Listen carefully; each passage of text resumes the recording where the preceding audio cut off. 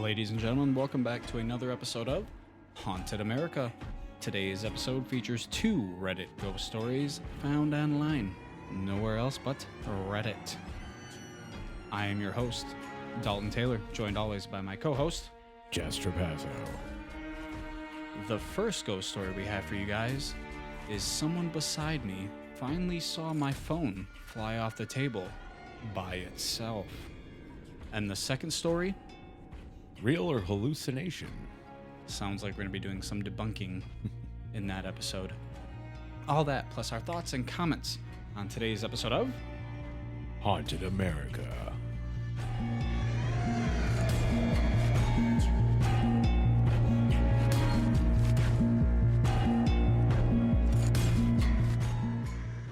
If you guys have any ghost stories you want read out loud on the podcast for a chance to be featured on the next episode of America's Encounters, go ahead and email us at hauntedamericapodcast@gmail.com.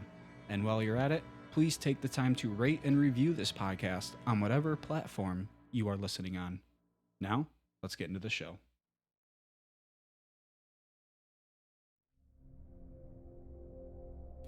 So let's get into the first story. This one is sent in by Problematic Spelling. Oh, I am great. excited already. Here we go. Someone beside me finally saw my phone fly off the table by itself.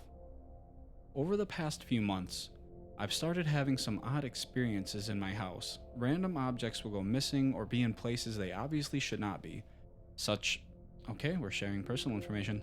Such as my girlfriend's birth control medication, which was found underneath the oven after tearing the house apart. Wow. Sounds of people distantly talking or walking around will come from the basement or attic, mostly at night. A few times there have been a horrible, rapid banging coming from the floor that sounded like someone was trying to break through the floorboards. These things almost exclusively happen when I am by myself or the only one awake. Okay. The most frequent and frustrating happening is that my phone has been falling off flat, level surfaces when no one is touching it or the surface it's on. There we go, okay.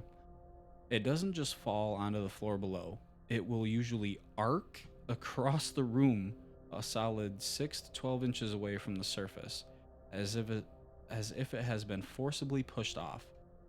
This only happens when I am sitting near my phone, but not directly looking at it or touching it. For several months, this has happened several times a week, but only when I am the only person in the room.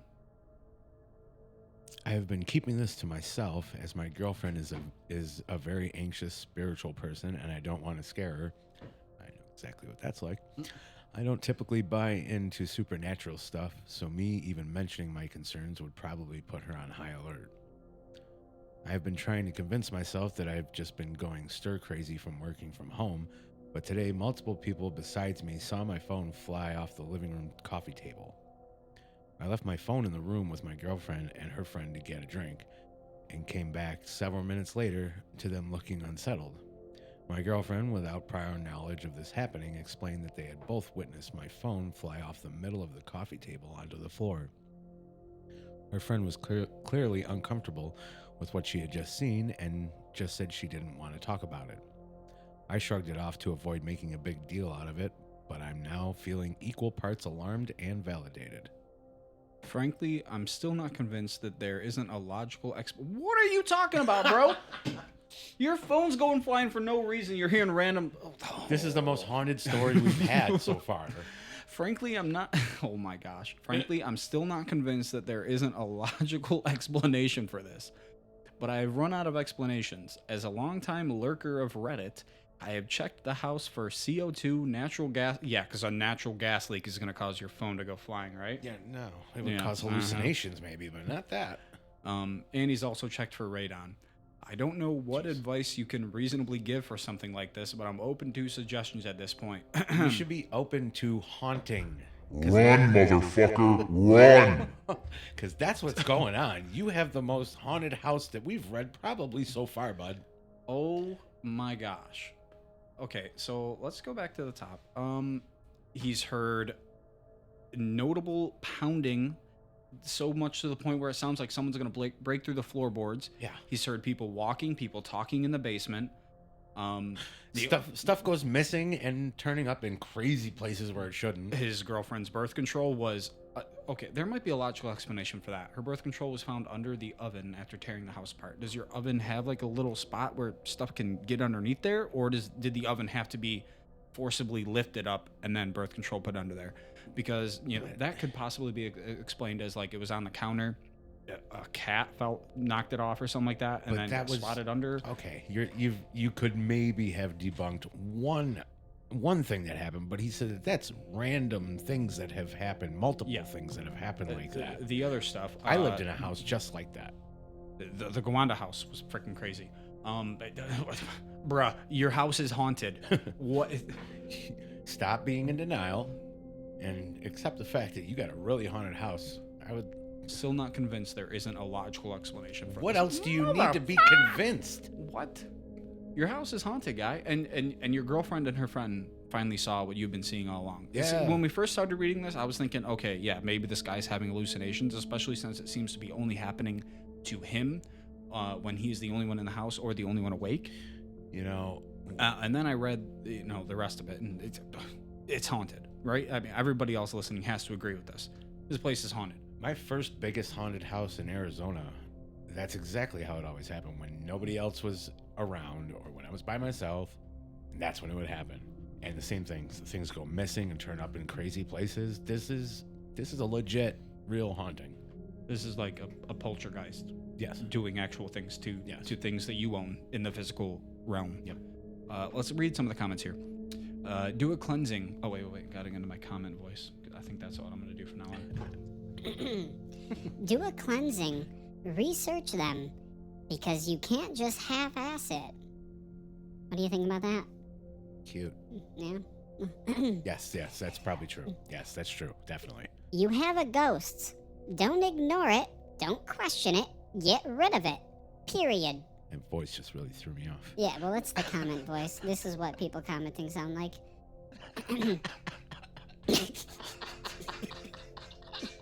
It is, especially on Reddit. This is what these guys sound like.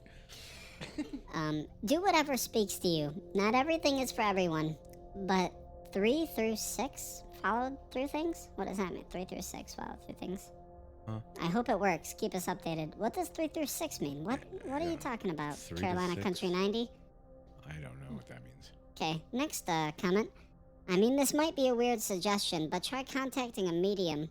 If they are good, they might be able to tell you right away if it's something to be worried about. I know many people are wary of mediums and psychics and such, but I hear my voice and it just sounds so messed up. But like others have mentioned, do a cleansing, no half-assing it. Some sage and Palo Santo will go a long way, but make sure you relax and have a good night mindset. Do it with the intention of removing any energies from your home. Do some research beforehand, and good luck. I forgot to mention that a big thing that helps prior to cleansing is to have a clean home, and I mean clean. Yeah, literally clean. Like, cleanliness, literally. Interesting comments. Yeah, buddy, you have ghosts. Don't deny it.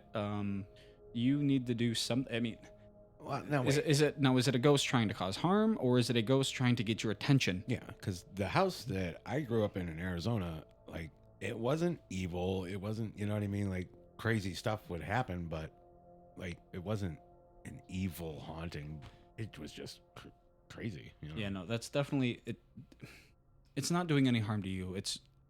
Maybe, like that one person said, you get a medium to come in there and talk to the spirit, see what the spirit's trying to do in there. Right. You know, maybe it's a spirit reaching out for help or something. Could be. Who knows?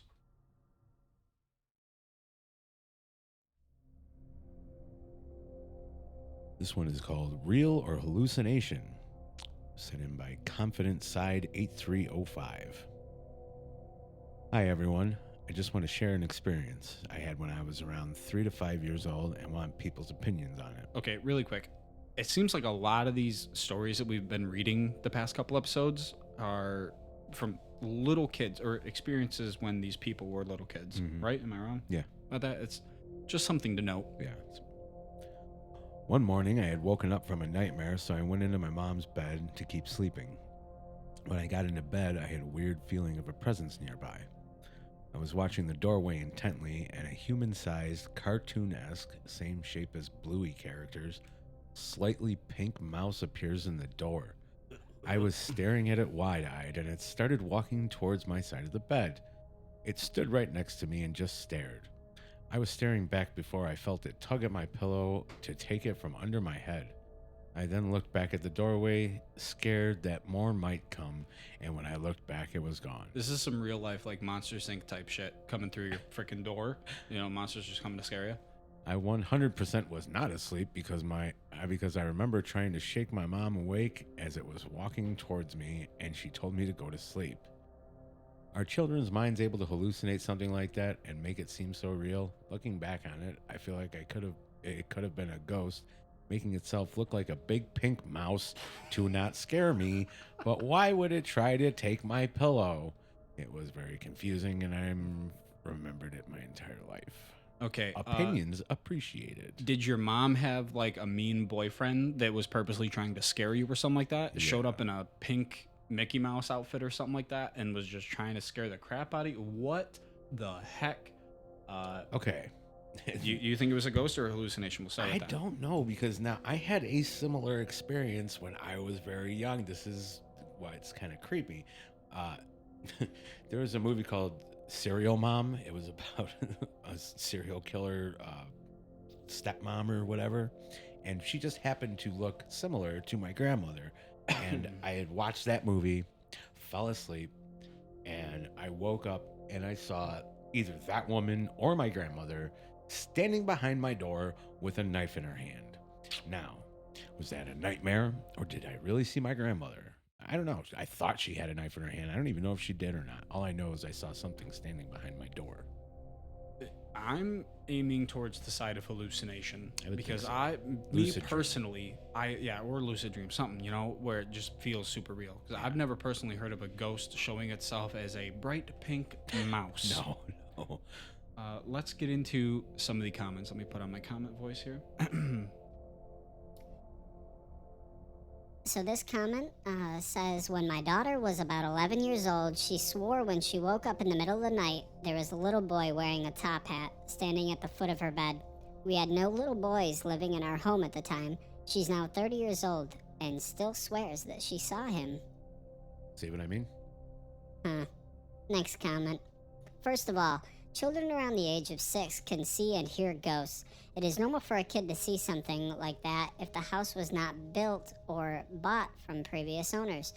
Maybe it was a friendly ghost, even of a child who either wanted to play or wanted to sleep cozy with you. What the fuck? Or it could be a very dangerous ghost who wanted attention. Oh, yeah. Dangerous ghost. It's showing up as a cartoon character. Okay. Yeah, can see and hear ghosts. It's normal for a kid to see something. I've never heard. I mean, okay, I've heard of kids imagining things, but not that being in a ghost form. That commenter was just probably believes everything they read. 2 more comments here. I'd live to know that answer. I'd love to know the answer too. I would live as well. Your story reminded me of when I was 6 or 7 when I legitimately saw a silhouette of a giant man-sized rabbit on the blinds of my room. Okay, listen. Your story reminded me when I was 6 or 7 when I legitimately saw a silhouette of a giant man-sized rabbit on the blinds of my room. I remember blinking several times wondering what the hell I was seeing. He walked off and I scrambled toy front door? Toy, Yeah. T-O-I. I scrambled toy front door to see him on the side of the house or walking away, and there was nothing. I was shaken, but it's the only unexplainable thing I've seen. Dreams. Yeah, this is all dreams or like hallucinations of just little kids. My story too, by the way. Let's not get that twisted. Hallucination. Lucid dream. Yours is explainable as well. Yeah. I had an experience around 5 years... Oh, this is another comment. I had an Obviously. experience around 5 years old when we were holidaying in a caravan. I was 100% awake. Walked from the living room where parents were awake to the bedroom and closed the door to be met by a bright blue glowing head on the bed staring at me and moving its jaw. It sounds like the movie Pixels or something. It was ugly as hell and shined in the darkness bright like a lamp. I must have stared at it in shock for about 10 seconds before opening the door. In the light, there was a ruffle of sheets that took up roughly the area I had seen the head, but it wasn't really an explanation for what I had seen, which was so real. Doubt it. That was my only experience like that. Without going into details, I saw something when waking up from a night terror when I was older, maybe 15. This time the imaginary made some personal sense to me. Oh, the imagery, my bad. The imagery made some personal sense to me. Personal, not going to share that. And leads me to believe that these were both hallucinations. See, this person's thinking rationally. Yeah. Yes, they can be that powerful and realistic. Yeah. You sure can. Older age, I've used hallucinogens, which basically open the mind into a similar state, and very convincing tactile sensations, like your pillow, are very possible. Yeah. TLDR, there we go. I think it was a hallucination. Yes, they can be extremely real feeling. Yeah, I agree with that last one the most. Yeah, that was probably the most in-depth comment back to the original story. Probably should have just wrote your own story. Yeah. That was a whole nother mini story, but in the comment section. Yeah. It has to be an hallucination. Who knows if you're, you know what I mean? You're a little kid. You could have like rolled over and thought you saw something, right? And then you just felt like your pillow was being moved. I don't know. Yeah. I mean, if there was a little more realism to it, then I would say, yeah, maybe you actually saw something. But cartoon character, yeah, you're probably watching cartoons. Yeah. And fell asleep watching cartoons. And just waking up having a really bad dream about the cartoons you were watching. Simple, really. I mean, the title of that story is Real or Hallucination. Hallucination. So you're leaving it up to us to decipher, and I side on the hallucination. 100%.